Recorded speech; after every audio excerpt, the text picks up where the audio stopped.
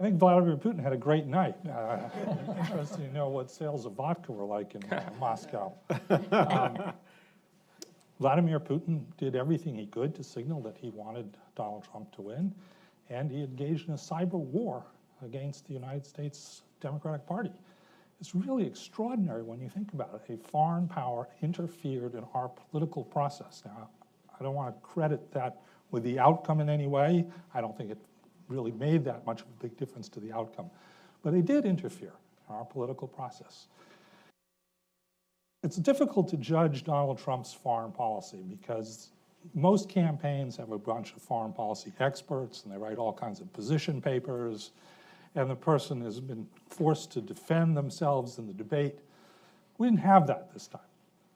For example, the war in Afghanistan, America's longest war in its history, didn't come up once in the 3 debates. We don't know what his posture is on Afghanistan.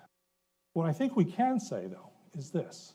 He has, in the course of the campaign, challenged some of the very cornerstones of American foreign policy as we have known it for the last 70 years. One example, NATO.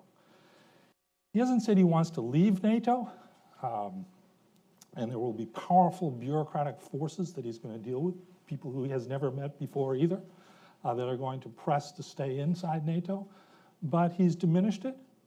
He said he doubts its value to the United States. It's all music to Mr. Putin's ears.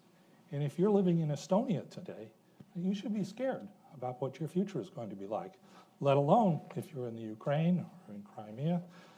I think we're going to see a foreign policy that could be remarkably different than what we've seen before, and remarkably different from what Republicans have spoken about before.